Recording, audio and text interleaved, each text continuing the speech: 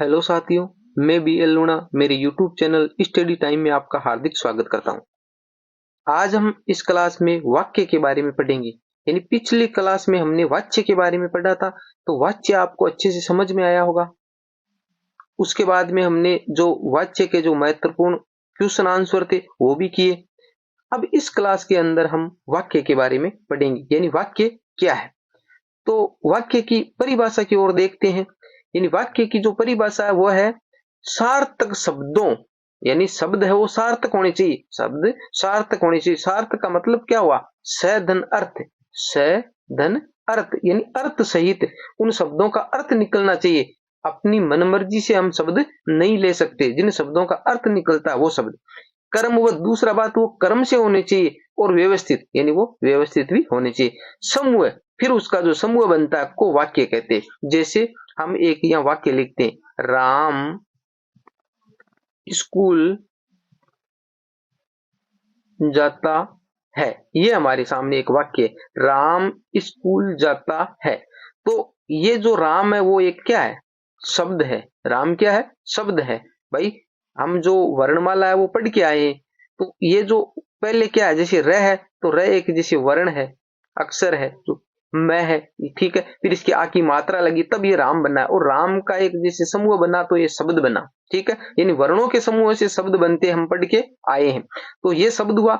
School क्या है? शब्द है। जाता शब्द है शब्द। तो ये जो मिलके सारे एक समूह बनाया है, इन्होंने मिलकर क्या एक समूह बनाया। तो ये जो शब्दों का एक समूह बनेगा, शब्दों का एक समूह बनेगा, वो दूसरी बात वो कर्मबद्ध होगा, कर्म से होगा, दूसरी व्यवस्थित होगा। अब कर्मबद्ध का मतलब है, जैसे मैं लिखूं स्कूल है जाता राम, इस प्रकार करें तो ये एक तरीका नहीं है वाक्य का। वाक्य का हाँ, शब्द सार्थक है, भाई स्कूल है जाता है, पर राम शब्द सार्थक है, पर उस सार्थक शब्दों के आगे शर्त भी है कि वो कर्मबद्ध होने चाहिए, व्यवस्थित होने चाहिए, फिर उनका समूह बनना चाहिए, जिससे एक निश्चित अर्थ की प्राप्ति हो, जिससे एक निश्चित अर्थ की प्राप्ति हो। उसकी अर्थ की प्राप्ति भी हमें होनी चाहिए, यानी उसकी अर्थ की प्राप्ति भी होनी चाहिए। तो इसका हमें अर्थ निकल रहा है, इसका अर्थ निकल रहा है। भाई देखो, हमने जो वाक्य लिखा कि राम स्कूल जाता है, तो उससे हमें पता चल रहा है कि भाई एक राम है, वो एक व्यक्ति है या लड़का है, वो स्कूल जा रहा है, स्कूल जा रहा है। यानी यह कह रहा है कि उससे अर्थ की भी प्राप्ति होनी चाहिए। हम अपनी मर्जी से नहीं बना सकते वाक्य। यानी वाक्य का एक सार्थक शब्द होने चाहिए, उसका कर्म होना चाहिए, वो व्यवस्थित होना चाहिए, फिर उसका जो समूह बनता है उसका एक निश्चित अर्थ भी निकलना चाहिए। यह है वाक्य की सटीक और सही परिभाषा। ठीक है, आपको अच्छे से समझ में आ गई होगी। अगर समझ में आई है तो वीडियो को लाइक करें, चैनल को सब्सक्राइब करें, और बेल आइकन को ऑल पे प्रेस कर ले, ताकि मेरे आने वाले हर वीडियो का नोटिफिकेशन मिलता रहे, क्योंकि मैं इस पे आपको संपूर्ण हिंदी व्याकरण करवाऊंगा। उसके आगे जो काव्य शास्त्र है, हिंदी साहित्य का इतिहास है, वो भी आपको करवाऊंगा। तो आप जितना ज्यादा हो सके मेरे चैनल को सब्सक्राइब कर ले, और ज्यादा से ज्यादा दोस्तों के साथ में शेयर करें, क्योंकि जो मैं आपको बता रहा हूं वो फायदा दूसरों को भी मिले। अब देखो, बात करते हैं शब्द की। यानी शब्द क्या है? शब्द हमने पिछले बार जो क्लासें थी उसमें पढ़ लिया, फिर भी यहाँ एक बार मोटा मोटी देख लेते हैं। यानी वर्णों के कर्मबद्ध और व्यवस्थित समूह को शब्द कहते हैं, जिससे अर्थ की प्राप्ति हो, अर्थ की प्राप्ति हो। यानी जैसे वर्ण है, ठीक है, वर्ण है, वर्ण से क्या बना? वर्ण से बना शब्द, वर्ण से बना शब्द, शब्द से क्या बना? वाक्य, वाक्य शब्द से क्या बना? वाक्य। ये मैंने आपको जो वर्णमाला वाली क्लास थी उसके अंदर इसका क्रम आपको बताया है। यानी जो वर्ण है, वर्ण है, उन वर्णों को हम जब एक जगह करेंगे तो शब्दों का निर्माण होगा, शब्दों को जब एक जगह करेंगे तो वाक्य का निर्माण होगा। और यही परिभाषा ये कह रहा है, यही परिभाषा ये क्या कह रहा है? वर्णों के क्रमबद्ध और व्यवस्थित समूह को शब्द कहते हैं, शब्द कहते हैं, जिससे अर्थ की प्राप्ति हो। और फिर जो वर्ण है उससे शब्द बन गए, शब्दों का जो समूह होगा उससे क्या बन जाएगा? वाक्य बन जाएगा। ठीक है, तो ये परिभाषा आपको अच्छे से समझ में आ गई होगी।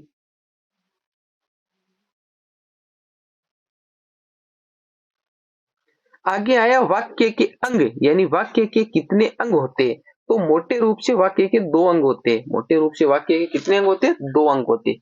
कौन कौन से होते हैं? एक होता उद्देश्य वाक्य और दूसरा होता विधेय वाक्य। अब उद्देश्य वाक्य क्या है और विधेय वाक्य क्या है, इसके बारे में देखते हैं। उद्देश्य वाक्य वो है वाक्य जिसके बारे में कहा जाता है, वाक्य जिसके बारे में कहा जाता है। भाई किसके बारे में? जैसे हम कह रहे हैं राम स्कूल जाता है, तो यहाँ राम के बारे में कहा जा रहा है। भाई स्कूल कौन जा रहा है? स्कूल राम जा रहा है, स्कूल राम जा रहा है। जैसे राम स्कूल जाता है, तो यहाँ बात राम की हो रही है। भाई स्कूल जाने का काम राम कर रहा है, तो ये कह रहा है वाक्य जिसके बारे में कहा जाता है, इसमें कर्ता, उद्देश्य वाक्य में क्या? कर्ता और कर्ता का विस्तार आएगा, कर्ता और कर्ता का विस्तार आएगा। जैसे ये कर्ता हो गया और ये कर्ता का जैसे विस्तार हो गया। आगे हम पढ़ेंगे कि कर्ता और कर्ता के विस्तार में आते क्या, अभी आगे आएगा। पहले थोड़ा इसके बारे में, विधेय वाक्य के बारे में देखते हैं कि विधेय वाक्य क्या है। तो विधेय वाक्य में देखो, उद्देश्य के विषय में, उद्देश्य के विषय में जो कुछ कहा जाता है, जो कुछ कहा जाता है, यानी उद्देश्य कौन सा हुआ? भाई जैसे राम था, ये कह रहा है कि उद्देश्य वाक्य क्या है? वाक्य जिसके बारे में कहा जाता है, तो वाक्य किसके बारे में कहा? राम के बारे में, यानी उसमें कर्ता आएगा। उद्देश्य में क्या आएगा? कर्ता आएगा और दूसरा कर्ता का विस्तार आएगा। ठीक है, अब ये कह रहा है कि उद्देश्य के विषय में जो कहा जाता है वो किस में आएगा? वो विधेय वाक्य में आएगा। इसमें क्रिया, क्रिया यहाँ पर जैसे जाता है, वहां पर क्या कर्ता आ रहा था, या क्रिया, और क्रिया का विस्तार आता है, क्रिया और क्रिया का विस्तार आता है। अब ये कर्ता, क्रिया, क्रिया का विस्तार, ये क्या है? आगे देखो, आगे आया कर्ता और कर्ता का विस्तार विशेषण उद्देश्य में आता है, यानी यहां फिक्स हो गई बात, फिक्स हो गई। क्या फिक्स हुई? आगे देखो एक बार, कि कर्ता और कर्ता का विस्तार, तो हमें कर्ता तो पता चल गया राम है, कर्ता तो राम है। ठीक है, अब ये कह रहा कर्ता और कर्ता का विस्तार, ऊपर कह रहा था उद्देश्य में क्या आता है? कर्ता आता है, कर्ता का विस्तार आता है। तो कर्ता का विस्तार क्या है? विशेषण, यानी विशेषण होगा। जैसे कहीं राम सुंदर है, तो राम के बारे में बताया जा रहा है कि सुंदर है, तो सुंदर क्या विशेषण है? सुंदर क्या है? विशेषण है। उद्देश्य में आता है। ये दोनों चीजें किस में आएगी? उद्देश्य में आएगी। आप अच्छे से समझ रहे होंगे। अगर समझ रहे हो तो लाइक जरूर करें। आप लाइक बहुत कम करते हो, लाइक करें, क्योंकि उससे, लाइक से मेरे को सपोर्ट मिलता है कि भाई जो मैं आपको देना चाह रहा हूं, भाई जो आपको मैं देना चाह रहा हूं वो आपको मिल रहा है, सही तरीके से मिल रहा है। इसलिए तो आप लाइक करोगे, तो आप लाइक जरूर करें, क्योंकि वीडियो बनाने में, आपको पढ़ाने में, इसकी एडिटिंग करने में समय लगता है। तो जो चीजें आपको पेड होनी चाहिए वो फ्री में मिल रही है, तो आप इसका फायदा ले और मेरे चैनल को सब्सक्राइब कर ले और लाइक जरूर करें। हाँ, अगर कोई कमी रहती है तो आप मेरे को उस कमी के बारे में बताइए, अगली वीडियो में उसमें सुधार किया जाए। वो भी आप निसंकोच बता सकते हो, तो आप मेरे को बताइए, पर लाइक करने में आप कंजूसी ना करें। अब देखो, विधेय की बात करें। विधेय में क्या है? क्रिया। विधेय में क्या है? क्रिया, यानी उद्देश्य में कर्ता है और कर्ता का विस्तार है, तो कर्ता तो कर्ता हो गया और विस्तार में विशेषण आएगा। ठीक है, और क्रिया, क्रिया में क्या आएगा? क्रिया और क्रिया का विस्तार। तो क्रिया हो गई जैसे जाता है, क्रिया विशेषण हो गया। क्रिया विशेषण मैंने आपको अच्छे से पढ़ा दिया। अगर आपने नहीं पढ़ा है तो उसका लिंक डिस्क्रिप्शन बॉक्स में, आप जाकर उसको अच्छे से देखिए। कर्म, कर्म के बारे में आपको अच्छे से बता दिया, कर्म क्या होता है। और कर्म का विस्तार, कर्म का विस्तार जैसे विशेषण, कर्ण, अधिकरण, यानी जो हमने कारक पढ़े थे, कर्ण, अधिकरण आदि विधेय में आते हैं। अब आपको याद क्या रखना है? अब सिंपल सा आपको याद रखना है, एक होता है उद्देश्य वाक्य और एक होता है विधेय वाक्य। उद्देश्य के अंदर आपको सिर्फ याद रखना है कर्ता होता है और विशेषण होता है। उद्देश्य में क्या होता है? कर्ता होता है और विशेषण होता है, कर्ता और विशेषण। बस यह काम कंप्लीट हो गया। बाकी जो पीछे बचा वो विधेय में आएगा, बाकी जो भी वाक्य में आएगा वो विधेय में आएगा। तो आपको सिर्फ ये याद रख लो, कर्ता और कर्ता का विस्तार में कर्ता जो विशेषण आएगा। ठीक है, आगे देखो, आगे है वाक्य के प्रकार, यानी वाक्य कितने प्रकार के होते हैं। अब वाक्य के प्रकार में जो रचना, बनावट और आकार, रचना, बनावट और आकार तीनों चीजें एक ही है। रचना, बनावट और आकार के आधार पर तीन प्रकार के होते हैं। वाक्य कितने प्रकार के होते हैं? तीन प्रकार के। किस आधार पर? रचना, बनावट और आकार के आधार पर। अब देखो तीन प्रकार कौन से हुए। एक होगा सरल वाक्य, सरल होगा जिसको इंग्लिश में सिंपल बोलते, उसको हम साधारण भी बोल सकते हैं। एक तो ये हो गया। दूसरा हो गया मिश्र वाक्य, तीसरा हो गया संयुक्त वाक्य। यानी ये 3 प्रकार है जो रचना, बनावट और आकार के आधार पर वाक्य को विभाजित किया गया है। आगे इसके बारे में पढ़ते हैं। आगे हमारा आया सरल वाक्य या साधारण वाक्य। सरल वाक्य या साधारण वाक्य एक ही चीज है। जिस वाक्य में एक उद्देश्य, उद्देश्य मतलब कर्ता, और एक विधेय होता है। विधेय का मतलब क्रिया। सरल या साधारण वाक्य कहलाता है। ऐसा वाक्य भाव और विचार की दृष्टि से सुसंगत होता है। सुसंगत होता है कहने का मतलब इसमें एक तो कर्ता आएगा, भाई एक उद्देश्य पूछा, कर्ता आएगा और क्रिया आएगा, कर्ता और क्रिया आएगा। कर्म की जरूरी नहीं है कर्म आए। भाई राम स्कूल जाता है, तो इसमें क्या है भाई, कर्म क्या है भाई, क्या या किसको से उत्तर नहीं मिल रहा है, क्या और किसको से उत्तर नहीं मिल रहा है, तो राम स्कूल जाता है। अब देखो यहाँ पर हम वाक्य देखते हैं, ये जो साधारण वाक्य में आएंगे, साधारण वाक्य सरल वाक्य में आए। देखो दिनेश कल जयपुर जाएगा, एक साधारण सी बात है कि भाई दिनेश है और वो कल का जो समय है उसके अंदर जयपुर जाएगा। राम और श्याम, ये यहां तक एक ही है, राम और श्याम अच्छे मित्र है, राम और श्याम अच्छे मित्र है। आगे राम पढ़ता है और लिखता है, राम पढ़ता है और लिखता है, ये एक ही वाक्य है। ठीक है, ये मैंने अलग अलग तरीके,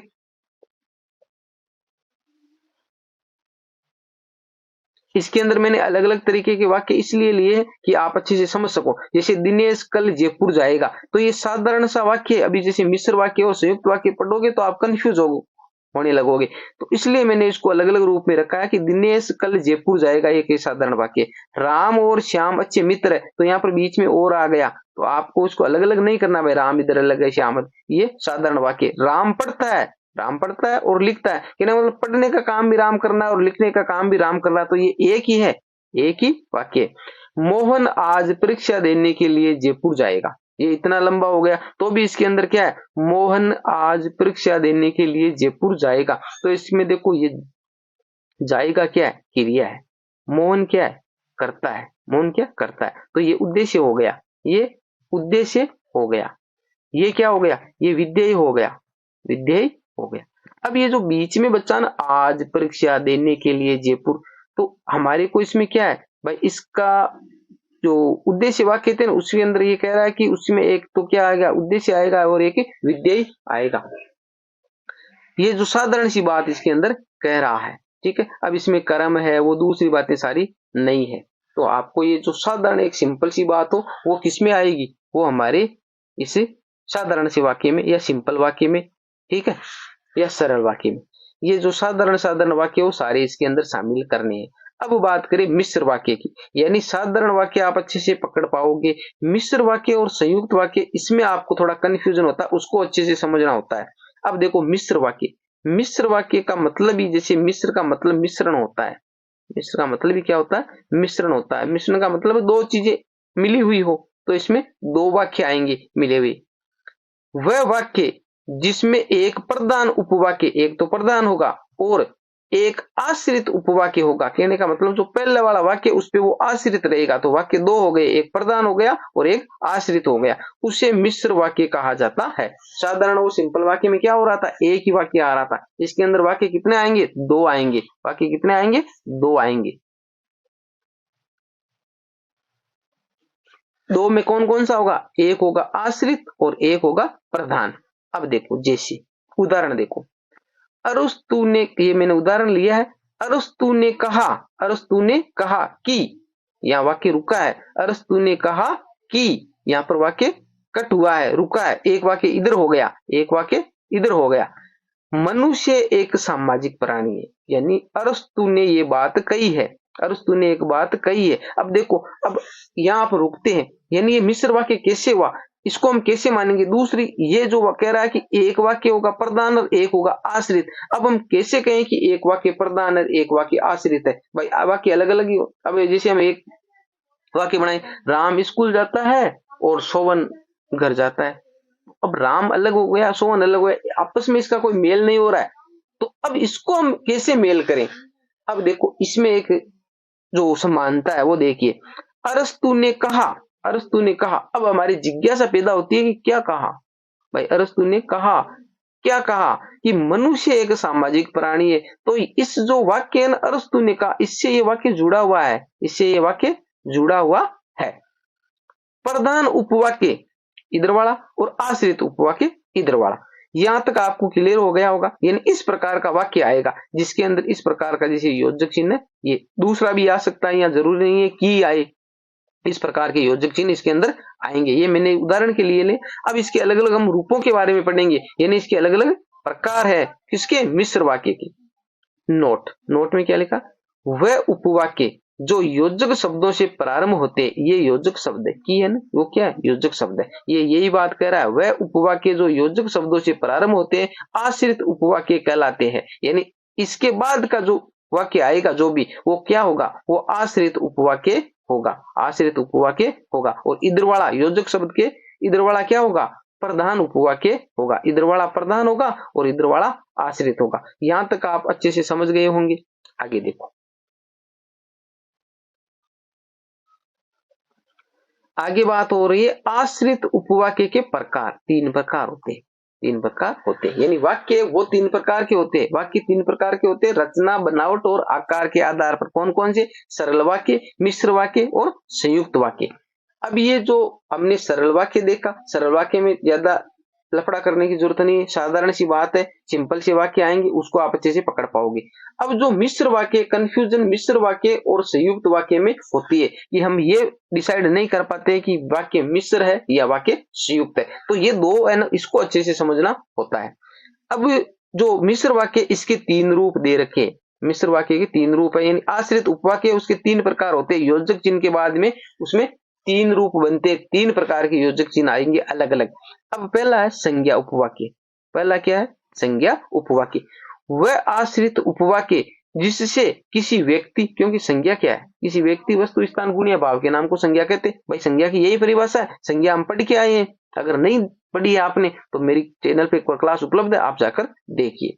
वह आश्रित उपवाक्य जिससे किसी व्यक्ति, वस्तु, स्थान या भाव के नाम का पता चले, संज्ञा उपवाक्य कहलाता है। यह है साधारण सी बात। अब देखो, जैसे राम ने कहा कि, राम ने कहा कि मैं कल जयपुर जाऊंगा। यहां पर की आया है, यहां पर क्या आया है, की आया है। आगे नोट देखो, यानी जो उपवाक्य की योजक शब्द से प्रारंभ होते हैं, संज्ञा आश्रित उपवाक्य कहलाते। अब हमारे को जो संज्ञा उपवाक्य था, संज्ञा आश्रित उपवाक्य था मिश्र वाक्य का पहला प्रकार, संज्ञा आश्रित उपवाक्य, संज्ञा आश्रित उपवाक्य। और जो संज्ञा आश्रित उपवाक्य है उसकी यहाँ पर पहचान दी है। क्या पहचान दी है, की कौन सा, छोटा की, बड़ा नहीं है, छोटा की। ये भी आपको ध्यान रखना है। यानी जो वाक्य दो वाक्य हो, जैसे राम ने कहा कि, राम ने कहा कि मैं कल जयपुर जाऊंगा, यानी इससे आपस में रिश्ता है कि भाई राम ने कहा है और जयपुर जाने वाला कौन है, राम ही है। जयपुर जाने वाला भी कौन है, राम है। राम ने कहा है कि मैं कल जयपुर जाऊंगा। तो ये दोनों वाक्य एक दूसरे से कनेक्ट हो रहे हैं, आपस में टच हो रही है। मिश्र का मतलब क्या हुआ, भाई आपस में मिल रहे हैं। दूसरी बात है, इसकी शर्त है कि संज्ञा आश्रित उपवाक्य है ना, जब प्रारंभ हो गए तो उसके पहले की आएगा, कौन सा, छोटा की। तो इसकी पहचान है, जो भी छोटे की से प्रारंभ हो वो संज्ञा आश्रित उपवाक्य होंगे। आप समझ गए होंगे अच्छे से। दूसरा वाक्य यहां पर देखो, प्रताप नारायण मिश्र ने कहा कि, यह आ गया कि, प्रताप नारायण मिश्र ने कहा कि हिंदू, हिंदी, हिंदुस्तान। यानी ये जो नारा है ना, आपको मैं हिंदी साहित्य का इतिहास पढ़ाऊंगा उस समय आपको बताऊंगा, ये जो हिंदी साहित्य के इतिहास में ये आया हुआ है। प्रताप नारायण मिश्र ने ये कहा था कि हिंदी, हिंदू, हिंदुस्तान, हिंदू, हिंदी, हिंदुस्तान, यानी हमारा हिंदुस्तान है, यहाँ की भाषा हिंदी है और यहाँ पर रहने वाले सारे हिंदू है। ठीक, ये जो नारा दिया था। अब बात आई है दूसरे प्रकार की, किसका, जो आश्रित उपवाक्य, यह विशेषण उपवाक्य। संज्ञा के बारे में पढ़ लिया, यानी की से प्रारंभ होगा, की से प्रारंभ होगा, तो इसका यही खत्म हो गया कि भाई अब मिश्र वाक्य तो है, पर मिश्र वाक्य में कौन सा है, तो वो संज्ञा आश्रित उपवाक्य। अब विशेषण उपवाक्य, प्रधान उपवाक्य में प्रयुक्त संज्ञा, प्रधान उपवाक्य में प्रयुक्त संज्ञा या सर्वनाम की विशेषता बताने वाले आश्रित उपवाक्य विशेषण उपवाक्य कहलाते। तो इसकी परिभाषा में कोई लफड़ा नहीं। संज्ञा उपवाक्य तो जो से संज्ञा का बोध होगा, भाई किसी व्यक्ति वस्तु स्थान गुण या भाव के नाम के को हम संज्ञा कहते हैं, तो उसमें बोध होगा, तो वो संज्ञा उपवाक्य। और विशेषण उपवाक्य, विशेषण का काम क्या, विशेषता बताना, किसकी, संज्ञा और सर्वनाम की। तो संज्ञा और सर्वनाम की जो विशेषता बताने का जो काम करेंगे वो क्या होंगे, वो विशेषण आश्रित उपवाक्य हो जाएंगे। देखो जैसे जैसे वे लोग जिन्हें अपने राष्ट्र से प्रेम नहीं होता आत्मा विहीन होते हैं। अब देखो यहां पर ये आया है वे लोग, यहां वाक्य खत्म हो गया, ये एक वाक्य हो गया वे लोग, ये वाक्य हो गया कौन सा, प्रधान। भाई दो वाक्य आ रहे थे, एक तो प्रधान और एक आश्रित, यानी एक प्रधान वाक्य था और एक आश्रित था। तो यहां पर वाक्य एक खत्म हो गया वे लोग, ये वाक्य यहीं खत्म हो गया। अब आ गया जिन्हें, संज्ञा में क्या आ रहा था, की आ रहा था, संज्ञा में की आ रहा था, और इसमें क्या आ गया, जिन्हें अपने राष्ट्र से प्रेम नहीं होता आत्मा विहीन होते, यानी उसके अंदर आत्मा होती ही नहीं है। जिसको अपने राष्ट्र से प्रेम नहीं है उसमें क्या है, आत्मा नहीं होती है। ये वाक्य कह रहा है कौन, वे लोग, उन लोगों के बारे में, उन लोगों के बारे में, यानी इन लोगों की विशेषता बताई जा रही है। विशेषण उपवाक्य पढ़ रहे हैं हम, तो विशेषण उपवाक्य करेगा क्या, भाई विशेषता बताएगा। तो वे लोग जिन्हें अपने राष्ट्र से प्रेम नहीं होता है आत्मा विहीन होता है, तो वे लोग हैं, इन लोगों की इधर वाले वाक्य में विशेषता बताई जा रही है। और विशेषण उपवाक्य में परिभाषा यही कह रहा है कि भाई जो भी वाक्य होगा प्रधान उसकी विशेषता बताई जाएगी। तो इधर विशेषता बताई जा रही है। यहां तक आपको समझ में आ गया होगा। अब देखो पहचान, पहचान में क्या है, जो, जिन्हें, जिसकी, जिसके, जिन्होंने, जिसे आदि से प्रारंभ होने वाले शब्द आएंगे, जैसा जैसी नहीं आएंगे। ये दो शब्द आपको दिमाग में रखना, जैसा और जैसी नहीं आएगा, बाकी ये सारे शब्द है वो आएंगे। यहां पर जैसे जिन्हें आया न इससे, यानी संज्ञा में की आएगा, और जो विशेषण उपवाक्य होगा भाई संज्ञा उपवाक्य में की आएगा, और विशेषण उपवाक्य में ये जो सारे शब्द है, ये यहां तक ये सारे शब्द है उसके अंदर आएंगे। तो आपको इनको दिमाग में अच्छे से रखना है, जैसा और जैसी को छोड़ना है। ये जहां भी दिखे तो आपको वाक्य को आप थोड़ा पढ़ोगे, थोड़ा गौर करोगे, 2-4 बार अभ्यास करोगे, धीरे धीरे अपने आप हो जाएगा। यानी दिमाग में हमने वायरस डाल लेते हैं भाई ये तो हार्ड है, सरल नहीं है, हमें नहीं आ रहा है, तब जाके दिमाग, दिमाग क्या है, दिमाग कंप्यूटर है। मैं तो इसको यही मानता हूं, दिमाग क्या है, कंप्यूटर है। दिमाग क्या है, कंप्यूटर है। कंप्यूटर को क्या होता है कि हमने जैसे ये हमारा कीपैड है, यहाँ पर ए लिखा हुआ है, हमने ए प्रेस किया तो हमारी जो स्क्रीन है उसके अंदर क्या दिखाई देगा, ये ए दिखाई देगा। भाई कीपैड में हमने ए प्रेस किया तो हमारी स्क्रीन में हमारे को सामने ए दिखाई देगा। जैसा निर्देश हमने दिया वैसा का वैसा ये काम करेगा। तो दिमाग को निर्देश ही ऐसे क्यों देते हो भाई, दिमाग को निर्देश दो, सब सरल है, अपने आप हो जाएगा। हाँ एक बार में नहीं होगा, 2 बार में नहीं होगा, तीसरी बार में हो जाएगा, चौथी बार में हो जाएगा, आखिरी जाएगा क्या भाई, हो जाएगा। ठीक है, तो आप अच्छे से 1-2 बार अभ्यास करोगे, धीरे धीरे अपने आप ही आपको हो जाएगा, दिमाग में सेट हो। फिर अभी मैं कह रहा हूँ आपको रटने की जरूरत है, ये 1-2 बार करोगे तब होगा, बाकी धीरे धीरे मत, जैसा जैसी नहीं आएगा। वाक्य को आप पढ़ेगो भाई वे लोग है, विशेषण उपवाक्य क्या है, उस कॉन्सेप्ट को आप अच्छे से समझ लो। विशेषण उपवाक्य है क्या भाई, वही है कि उसमें विशेषता बताई। तो यहाँ पर इसको पढ़ते ही पता चल रहा है कि यहाँ विशेषता बताने का काम हो रहा है, भाई लोगों की विशेषता बताई जा रही है, तो आप ऐसे ही पकड़ लोगे। आगे देखो नोट, वे आश्रित उपवाक्य जो संबंधवाचक जो और जिन्हें, जो और सो है वैसे तो ठीक है, संबंधवाचक सर्वनाम से प्रारंभ होते हैं विशेषण उपवाक्य कहलाते हैं, विशेषण उपवाक्य कहलाते हैं।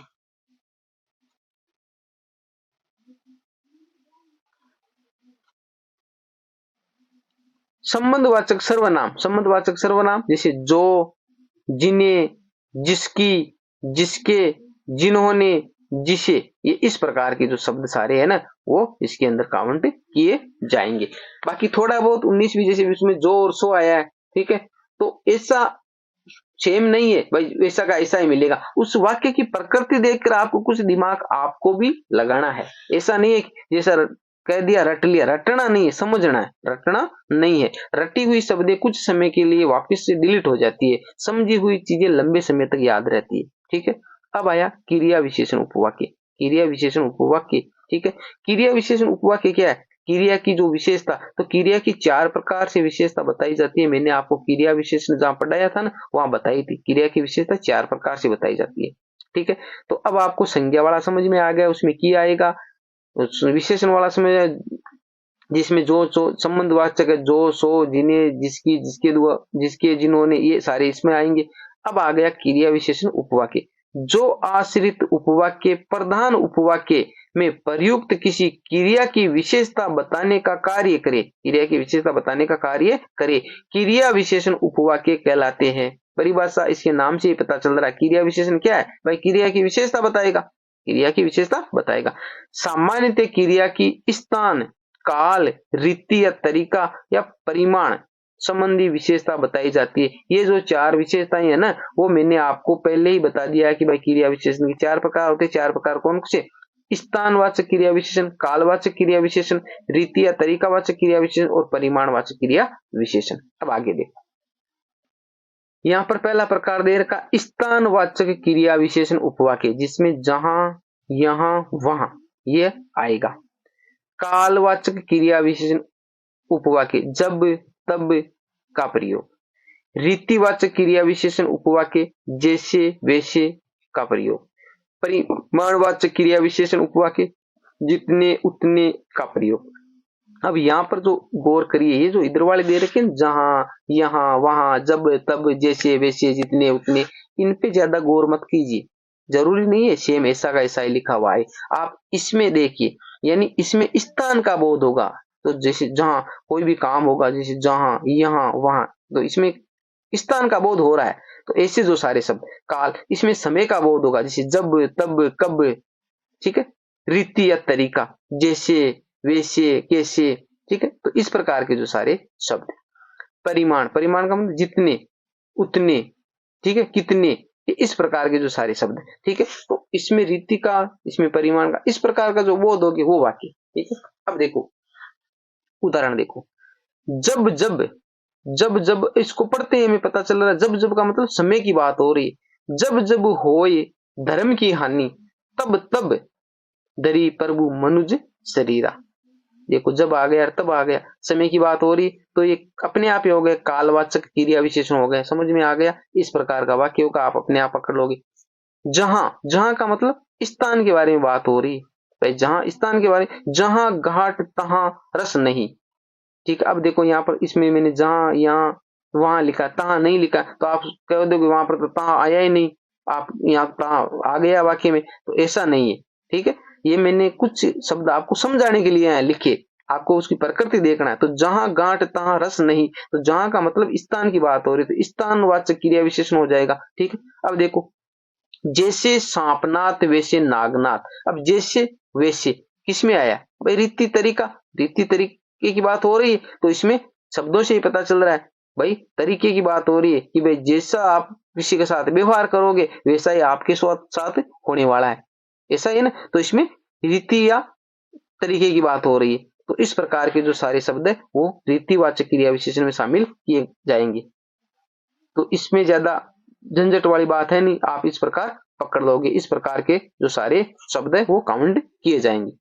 अब हमारा जो तीसरा और लास्ट संयुक्त वाक्य, संयुक्त वाक्य, तीसरा जो संयुक्त वाक्य उसको समझना है। यानी आपने मिश्र वाक्य अच्छे से समझ लिया होगा, फिर भी किसी प्रकार का डाउट रहता है तो आप मेरे को कमेंट बॉक्स में पूछ सकते हो। यानी संज्ञा वाले में की आएगा, और विशेषण वाले जो उपवाक्य है, आश्रित उपवाक्य, उसके अंदर जो और सो, जो संबंधवाचक जो सर्वनाम है उसका जो, सो, जिन्हें, जिन्होंने, वो सारे आएंगे। और फिर वो क्रिया विशेषण है, तो क्रिया की 4 प्रकार की विशेषता बताई जा रही है, और चारों प्रकारों के बारे में मैंने आपको अच्छे से बता दिया भाई, काल, स्थान, रीति, तरीका और परिमाण। ठीक है, अब है संयुक्त उपवाक्य। संयुक्त में क्या होगा? संयुक्त का मतलब ही क्या होता है? संयुक्त का मतलब दो है, उसको संयुक्त किया, हमने जोड़ा है।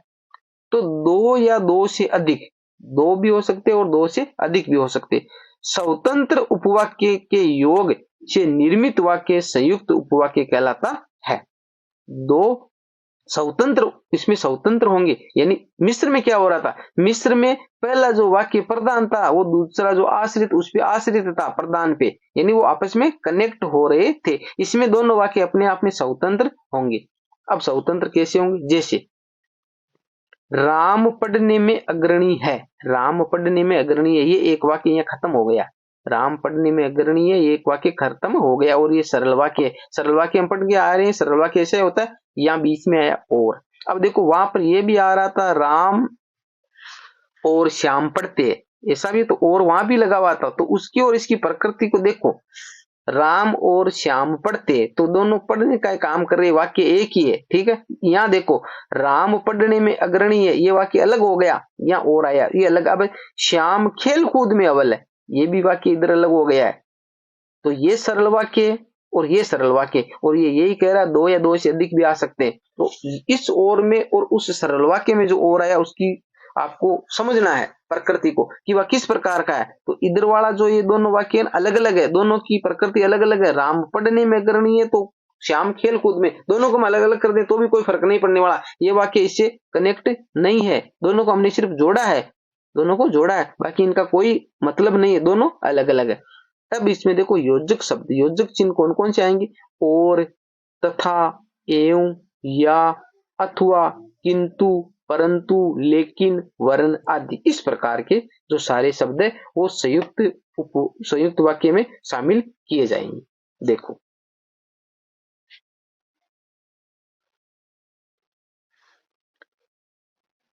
अरस्तु एक महान दार्शनिक था, यह वाक्य यहां तक आ गया, यहां तक आ गया, ठीक है। अरस्तु एक महान दार्शनिक था, यहां तक वाक्य खत्म हो गया। और ये सरल वाक्य, ये सरल वाक्य, क्योंकि संयुक्त वाक्य में सरल वाक्य भी आएंगे, मिश्र वाक्य भी आएगा, ठीक है, दोनों संयुक्त वाक्य भी हो सकते हैं। अब देखो अरस्तु एक महान दार्शनिक था, यह वाक्य खत्म हो गया, ये था सरल वाक्य। अब आगे और है, अब आगे और है तो हमारे को जो की, जो, सो, जिन्हें, वो, दूसरा जैसे तैसे वैसे, वो सारे इसमें मिश्र वाक्य की बात थी। अब यहां पर आया लेकिन, यहां आ गया लेकिन, यहां से वाक्य जुड़ा है, यहां से वाक्य जुड़ा है, एक सरल वाक्य हो गया, अब बीच में आ गया लेकिन। तो यहां जहां लेकिन आया, यहां से वाक्य क्या हो गया, यहां से वाक्य संयुक्त वाक्य का अनुभव करवा रहा है हमें। आगे देखो उसने कहा कि, यहां पर की आ गया, यहां पर की आ गया, यहां पर की आ गया, वाक्य को अच्छे से समझना। उसने कहा कि, यहां पर की आ गया, तो की किस में आ रहा था, हमारे संज्ञा, संज्ञा है ना, आश्रित उपवाक्य, भाई संज्ञा उपवाक्य थे ना, उस उपवाक्य में यह आ रहा था कि, और ये किसका, ये मिश्र वाक्य है, ये मिश्र वाक्य है कि दर्शन के क्षेत्र में राजनीति का हस्तक्षेप होना चाहिए। यानी ये कह रहा है कि अरस्तु एक महान दार्शनिक था, अरस्तु एक महान दार्शनिक था, लेकिन उसने कहा कि दर्शन के क्षेत्र में राजनीति का हस्तक्षेप होना चाहिए। अब आप देखो इस वाक्य को, एक तो यहां पर लेकिन आ गया, लेकिन आने से ये हमें संयुक्त वाक्य का बोध करवा रहा है, कि आने से मिश्र वाक्य का बोध करा रहा है, और इधर वाला सरल वाक्य। अब तीनों ही कंडीशन यहाँ पैदा हो रही है। तो अब तीनों कंडीशन में यहाँ देखो कि ये लेकिन आया, यहाँ से वाक्य जुड़ा है, इधर वाला सरल वाक्य, इधर वाला मिश्र वाक्य। तो इसको हम मिश्र वाक्य भी नहीं कह सकते, इसको सरल वाक्य भी नहीं कह सकते, क्योंकि ऊपर हम जो पढ़ के आए कि संयुक्त वाक्य में क्या होगा, पूरा वाक्य अब एक हो रहा है, पूरा एक है, पूरा क्या है, एक है ये। तो अब इसको हम क्या है, संयुक्त वाक्य में शामिल करेंगे। तो ये कंडीशन जो लेकिन वाला शब्द आया ना, यहाँ ये वाक्य जुड़ रहा है, तो इधर सरल वाक्य आया, इधर मिश्र वाक्य, तो सरल वाक्य और मिश्र वाक्य दोनों जुड़कर संयुक्त वाक्य का निर्माण कर रहे हैं। अब देखो कंडीशन कैसे होगी, जैसे इधर सरल वाक्य आ सकता है, सरल वाक्य प्लस मिश्र वाक्य भी हो सकता है। जैसे यहाँ पर देखो सरल वाक्य आया, यहाँ पर ये इधर एक, जैसे उसने कहा, और इधर वाला सरल वाक्य उसने कहा, एक सरल सी बात है, और इधर वाला एक वाक्य और हो गया, तो ये जो इधर वाला मिश्र भी हो सकता है, ठीक है। तो ये मिश्र वाक्य है, इधर मिश्र वाक्य इधर आ सकता है, इधर सरल आ सकता है, दोनों मिश्र हो सकते हैं, दोनों संयुक्त हो सकते हैं। यानी ऐसी कंडीशन किसी प्रकार की बन सकती है, किसी प्रकार की बन सकती है। तो ये आपको अच्छे से समझ में आया होगा। ज्यादा से ज्यादा आप उदाहरण देखोगे, अगली जो क्लास होगी उस क्लास के अंदर हम इससे संबंधित जो परीक्षा में पूछे गए महत्वपूर्ण क्वेश्चन है उसके बारे में देखेंगे। तो आपको अच्छे से ये क्लियर हो जाएगा, ये टॉपिक अच्छे से क्लियर हो जाएगा। अगर फिर भी किसी प्रकार का डाउट रहता है तो आप निसंकोच मेरे को कमेंट बॉक्स में पूछ सकते हो। मिलते हैं अगली वीडियो में, तब तक के लिए जय भीम, जय भारत।